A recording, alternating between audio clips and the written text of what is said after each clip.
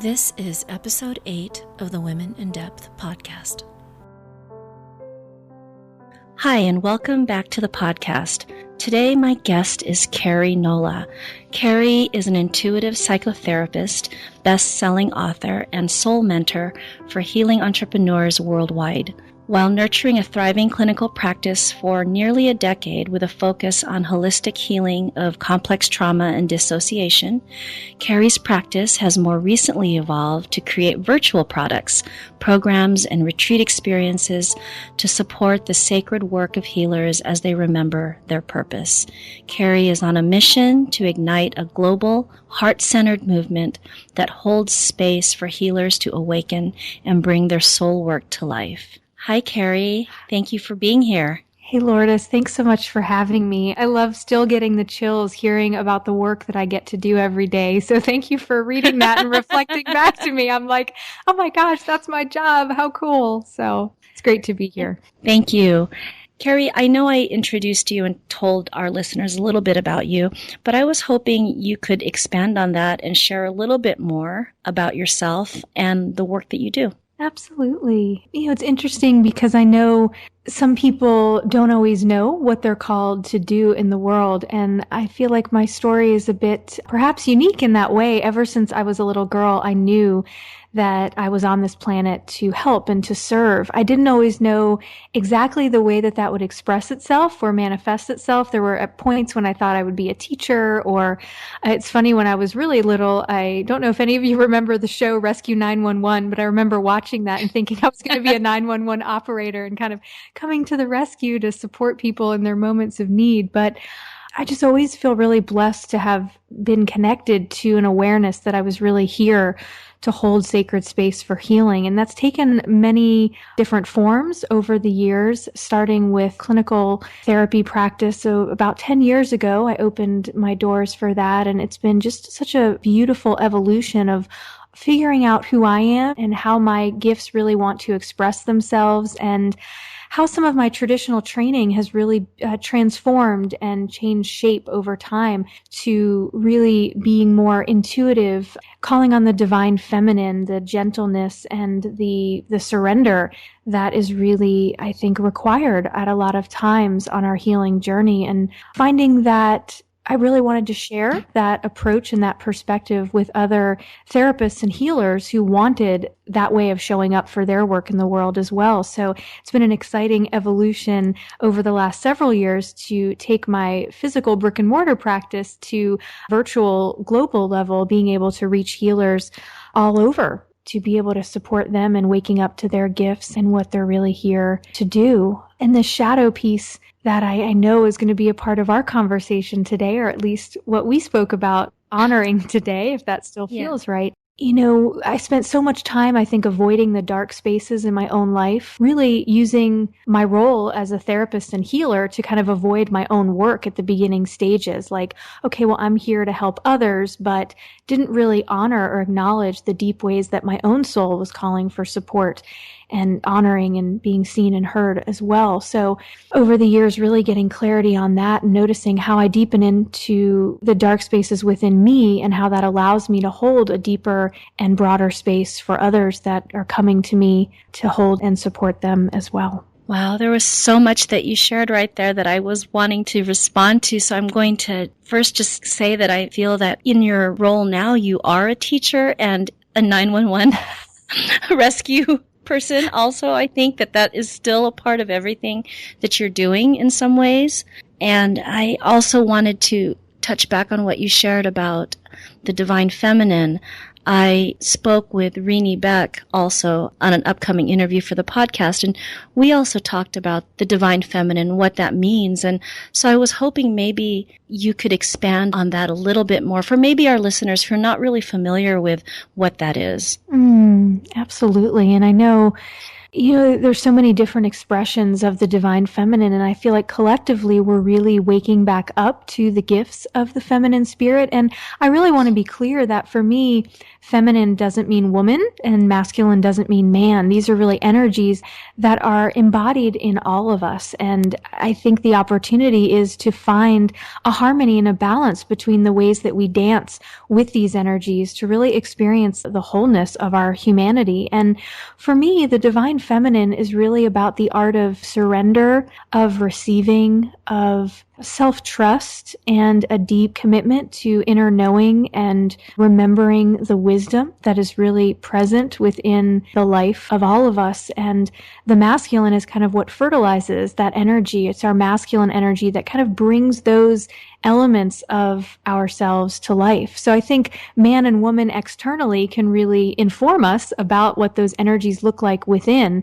but then there's really a way that that masculine and feminine kind of dances internally within us all as well. So really the divine feminine it could be looked at as that deepening into relationship with yourself, and really dovetails nicely, I believe, with shadow work in the sense that there's this going within, there's this willingness to connect with parts of ourselves that may not be accessible easily and may even be hidden from view, and being open to that and receiving those things that may be more difficult to actually look at or contemplate. Oh, for sure. I think that really captures it. I think we've been so trained to perform and be more in tune with our masculine energy. And I think that's part of the awakening right now, is to see the value, remember the value in going inward, and how those gifts are innately present and that information is there when we're willing to pause. The pause and the feminine is not incredibly supportive or supported. I think we're very focused on the doing and the performing, and we've kind of lost touch with that art of being, which I think is what is creating so much pain for all of humanity. But certainly here, I know that we're talking about the experience of us as women. And I think losing touch with our ability to receive and getting so caught up in what we're doing for others, I think we begin to develop symptoms that invite us back home, our depression, our anxiety, our feelings of disconnection or loneliness, even physical symptoms, the manifestation of cancer or thyroid issues or weight, struggles with our weight. All of these are ways that our psyche is calling us back home when we're willing to listen and answer those calls. And, just listening to what you're sharing, I'm thinking how a lot of times when there is a challenge or a struggle, you hear the words, okay, what's your action plan, or what are you going to do? and so and I also think that there's a misconception or a myth that in order to be doing something meaningful or productive or forward moving, that there needs to be an outward movement or an action. And so, like you said, that pause or being still or the inaction, I think we can tend to look at that if we're not, aware that you're somehow not doing what you need to do, that you're somehow lacking because you should be doing something. You just need to find what that something is to fix things. Yeah. Yeah, and I think that's a perfect example of how we have lost touch with the value of the feminine. It's like, it's not that doing is bad or that pausing is bad or that either are good. They're just different options or paths that we can take, and they both are productive and they both have value as long as we're trusting our inner knowing in when to take either or both of those steps. It's like they dance together. Both are necessary in order to bring ourselves to life and to experience our beingness. And I think often the feminine comes first. The ability to receive allows us to be propelled forward into that motion. So I think that coming home to that is what will help. It kind of fertilizes, that ability to move forward. And I think too, that ability to receive, what's happening also at that same time is when you pause and you're open to receiving, there's also an expansion of what you can see because you're paying attention. And I think sometimes in the rush to movement or just in the action, in the doing, it's difficult to really pay attention and see what's happening sometimes.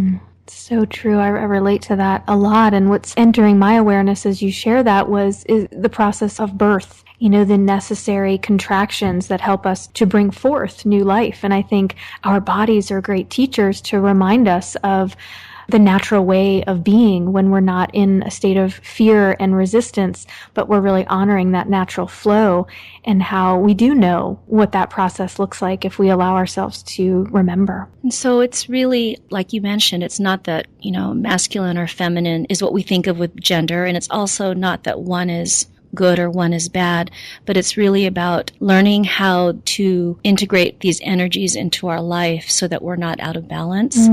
Yes. And so I think this is possibly a really good segue into our topic, which is shadow, as I am thinking that part of the shadow of being productive and successful and achieving and all those things can be, losing sight of the stillness and the pause and the allowing things to unfold.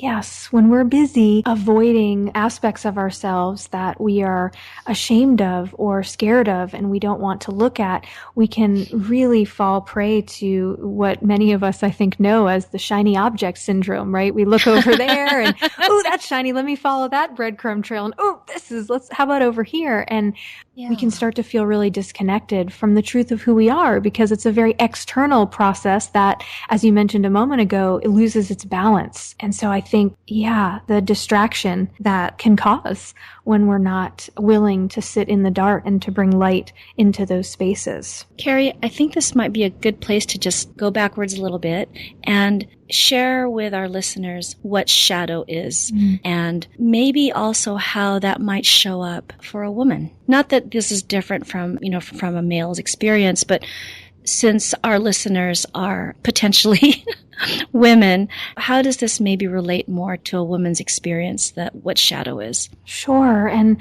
I know you have such a rich wisdom around this too, so I would love to hear your perspective. For me, the shadow is all of those things that are hiding in our blind spots of awareness, the parts of ourselves that we've learned to tuck away because we don't feel that they have been validated. We don't see their value. Oftentimes this happens in early childhood, for example, when our parents struggle to hold space for our fears, for our anger, for our sadness. And oftentimes this is because they have yet to learn how to hold that sacred space with their own full range of emotions. So it's often not even intended to come across that way, but we interpret it this way. And so we begin to sanction off parts of ourselves or parts of our feeling experience so that we can feel like we belong. And as we grow into our adulthood and our womanhood, we experience symptoms that invite us back into these dark rooms that we've kind of closed off, that are collecting dust, because these parts of us also have gifts and information and wisdom. Our intuition is really housed in our children.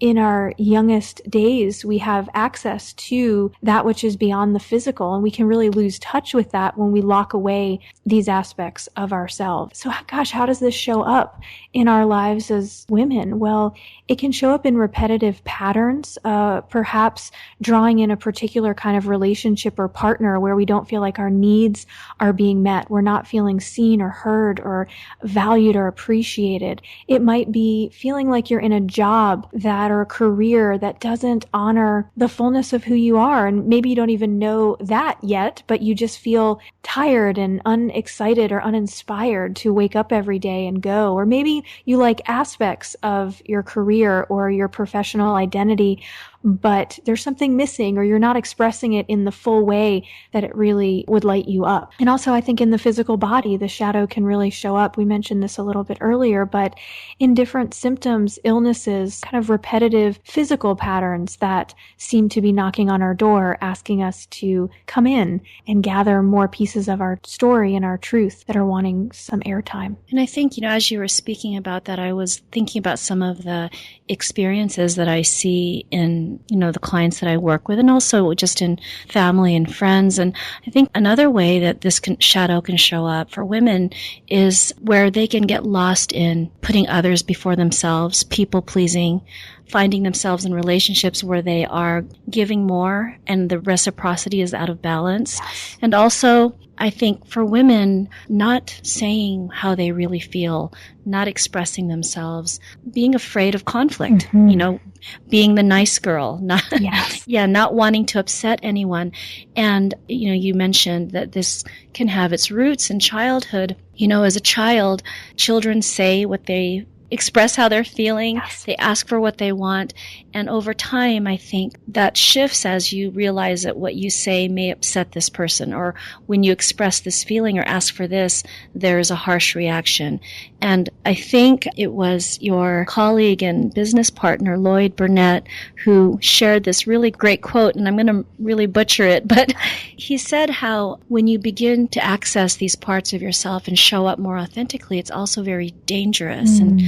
And so there's a protective aspect, I think, also to our shadow. Absolutely. And I think I always honor, we expect to just rid ourselves of these patterns that appear to be sabotaging or blocking us now. I think part of this is about bringing an energy of compassion and love and forgiveness into ourselves and getting to know the reasons why these parts of us developed these patterns and these processes and these feelings and these ways of being in the world.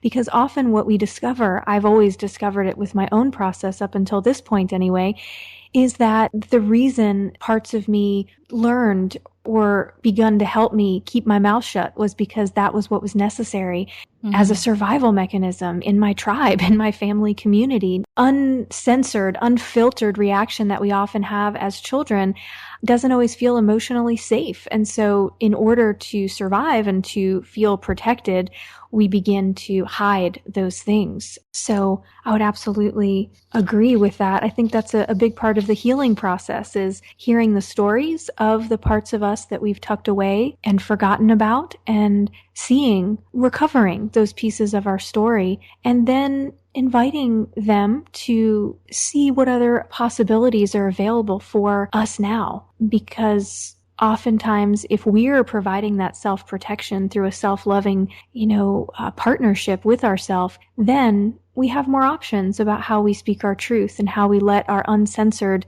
expression of self really be present in our relationship in the world. I think we're already kind of answering my next question, which is, why is shadow work so important and necessary and meaningful? And really, as you were speaking, I was thinking about how when the shadow work doesn't happen, how you actually block yourself from accessing this intuitive, knowing inner wisdom that is locked away. And I think going back to what you said about the gifts of shadow, that those are these gifts that, we have just lost our connection with. Yes. Absolutely. And I think being able to shine a light in these dark spaces, we have a right to know all pieces of our story, even the ones that we have forgotten because we didn't have the skills, the resources, the support, the cushion that we needed at the time to really embody and feel the truth of what was going on at that time in our story.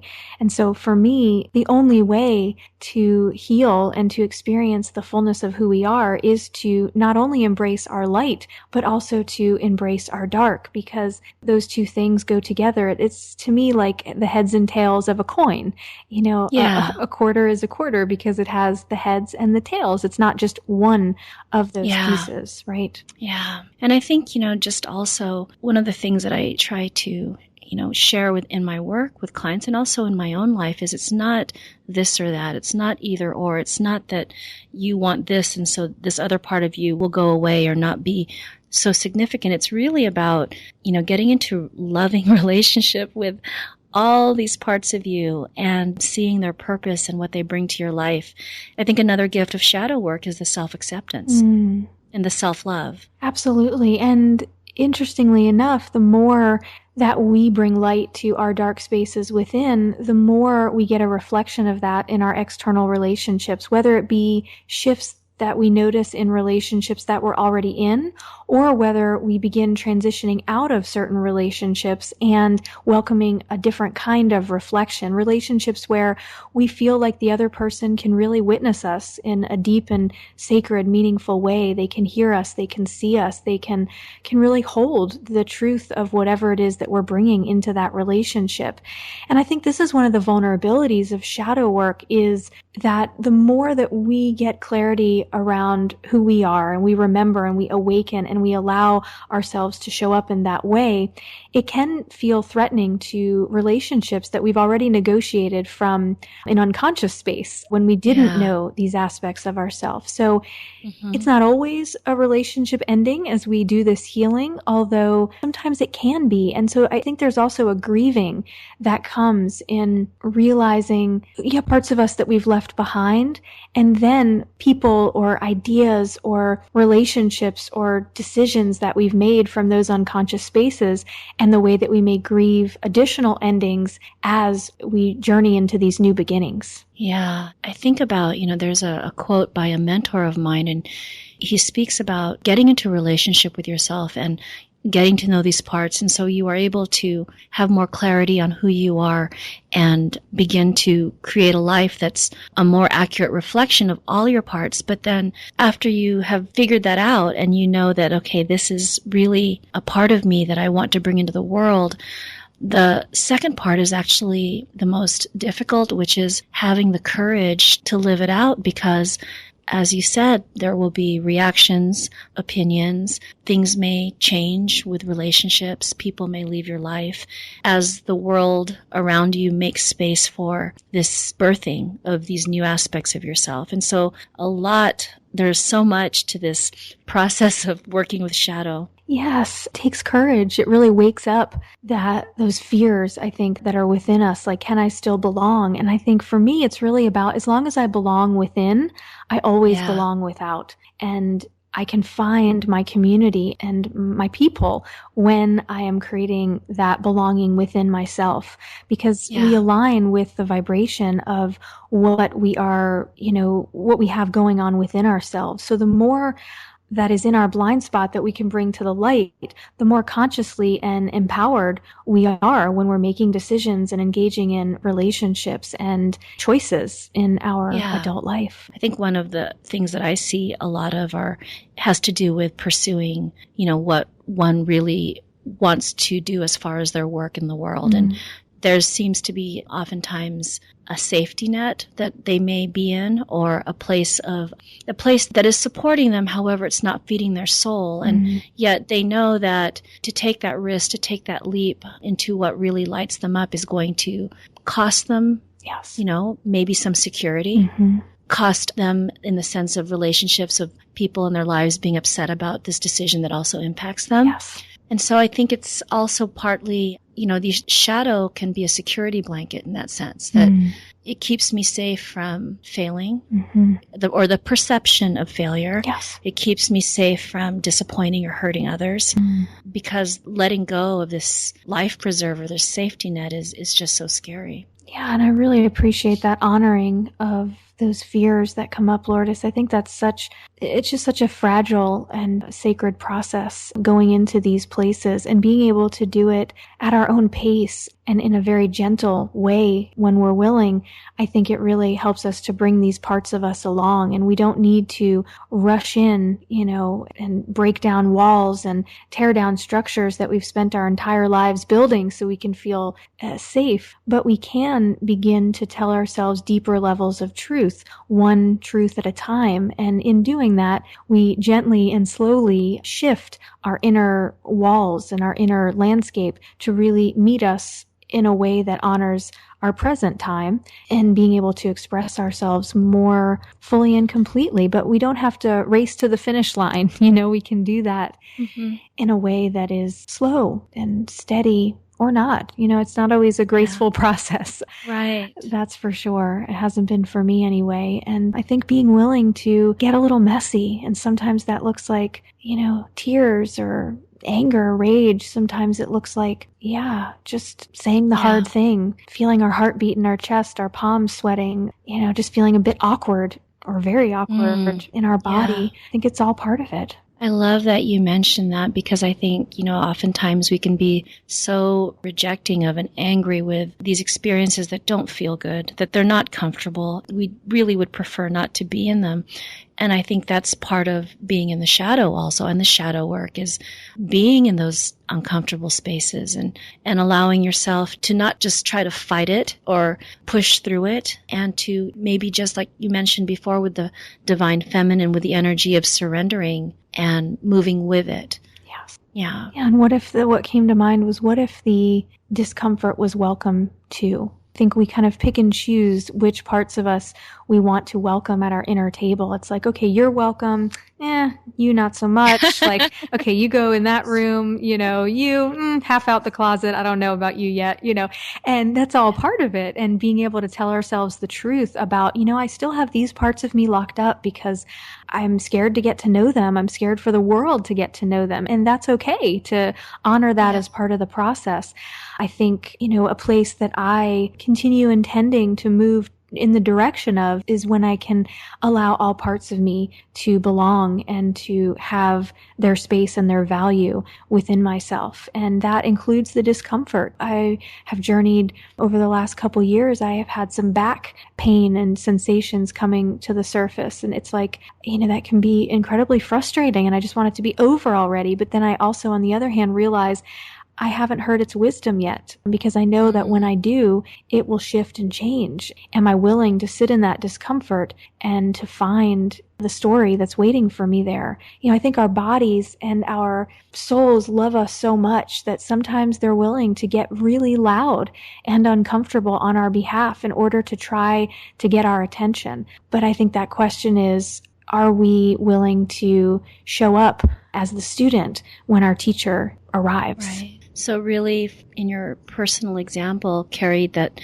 this process that you're working through, getting to a place where you can really fully surrender to the back pain and hear its wisdom, is that what you're describing? Yeah, absolutely. And not to say, I don't want to falsely indicate that every day is, roses and sunshine, because there's certainly days when, I just choose to take something for the pain and let it know I'll come back to visit you later. It's just too much right now.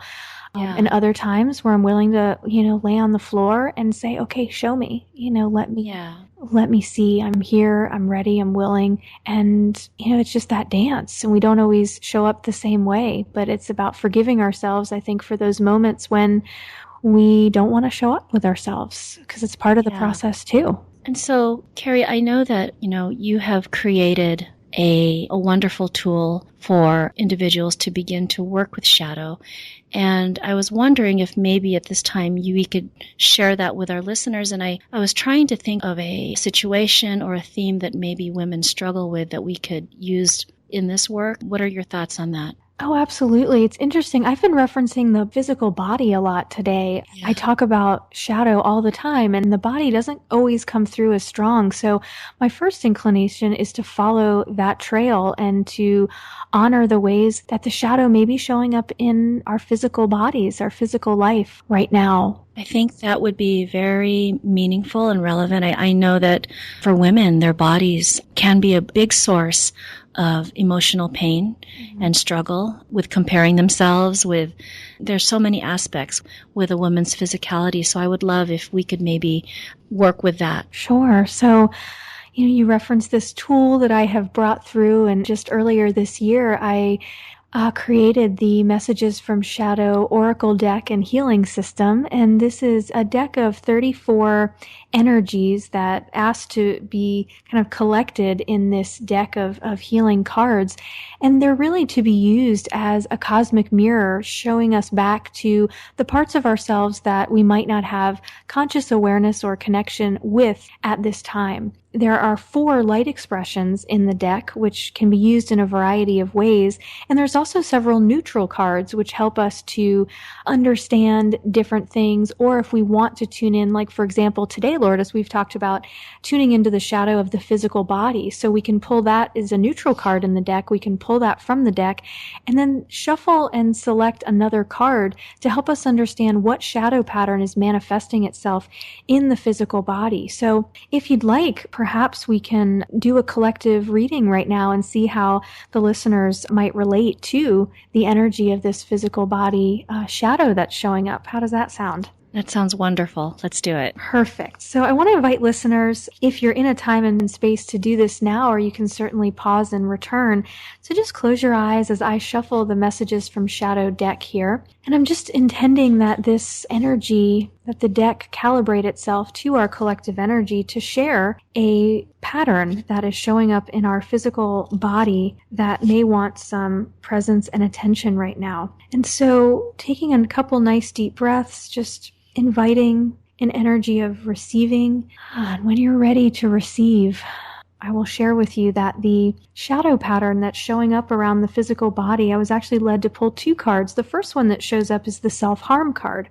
Now, this is actually healed in our second chakra, which is the sacral energy. It's just below the belly button in our physical body, and it holds the energy of, the affirmation that belongs here is, I have a right to infinite peace and love and joy and creation, and being able to really embody that. And so this pattern of self-harm really heals itself here, because when we tune into our infinite worthiness and well-being and our birthrights to experience these things, we begin to make decisions and engage in relationships and circumstances that really honor the fullness of who we are. So I think sometimes when we think self-harm, we think of something, maybe injuring ourselves in some very direct or physical way, but what I'm feeling more likely, although those things could be possible, is an energy of self-harm in the way that we're talking to ourselves, the way that we are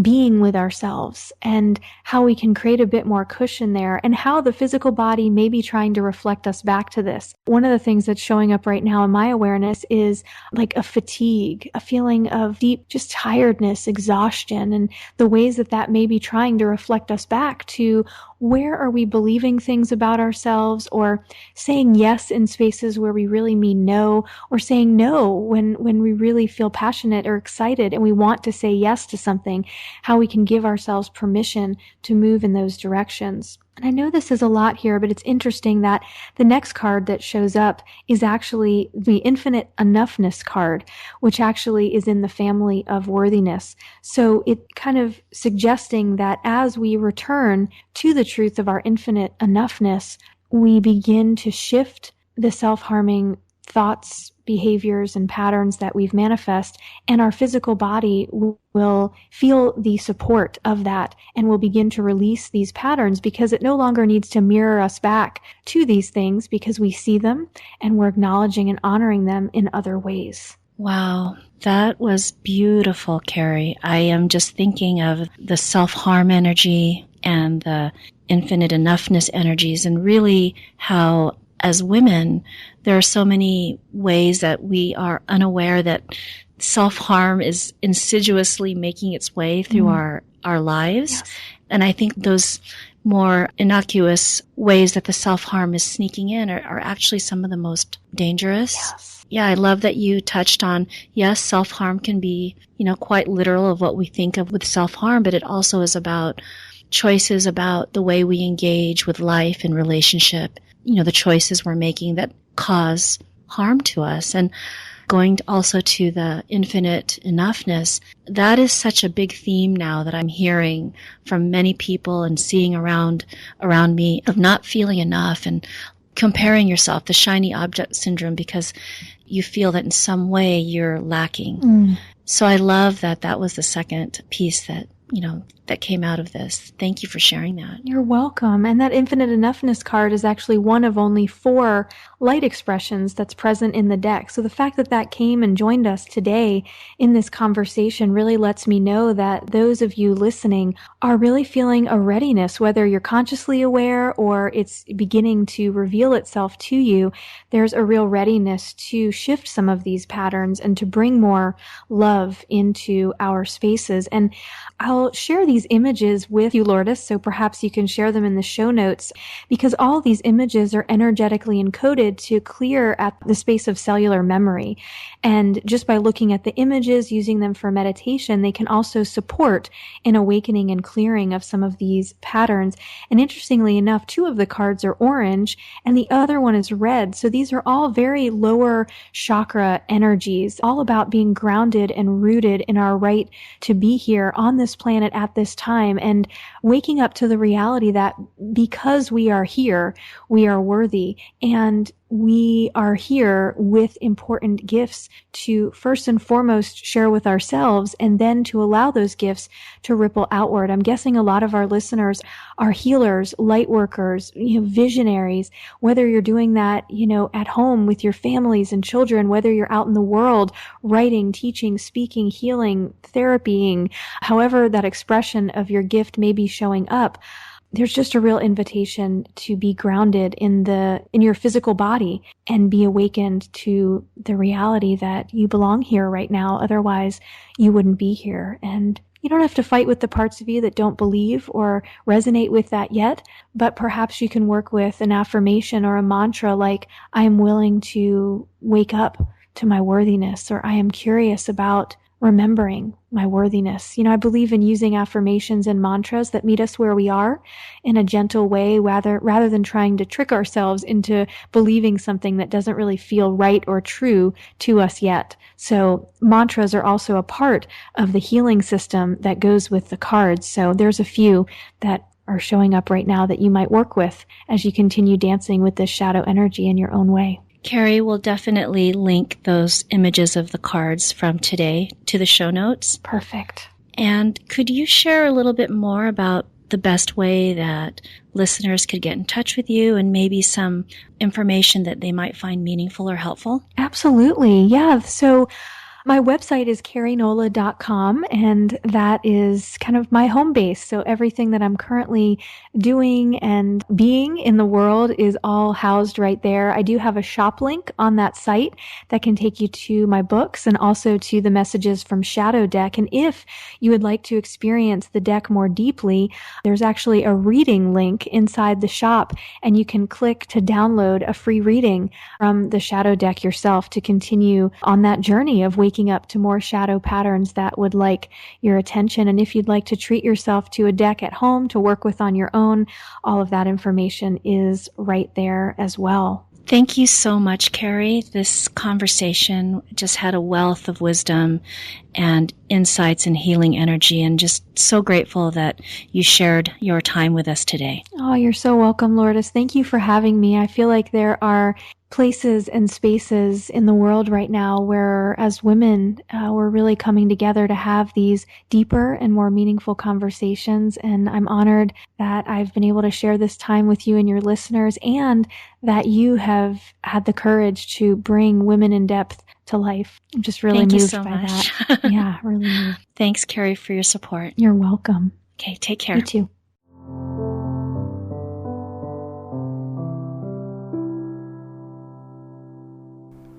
I hope you enjoyed today's conversation. What stood out for me is the importance of bringing awareness to our feminine energies and doing what we can to keep them in balance with our masculine energies. It's so easy to get caught up in the busyness of life, of doing, of taking action, and the energy of stillness, of receiving, of the pause, of letting things unfold. That is just as important, and we need a blending of all of our energies in order to move forward in the best way for us. I also love the part of the conversation that delved into shadow, and even though shadow can be very uncomfortable, something that we really don't want to focus on, parts of ourselves that we don't feel good about, there are so many gifts for us when we're open to exploring these parts of ourselves and creating a different relationship with them, and just shining a light into those darker areas. For more information about today's episode and for links to the resources mentioned, visit www.lourdesviado.com, enoughness.org/podcast. And if you enjoyed today's episode, please subscribe and leave a review on iTunes. Thank you so much for listening, and see you next time.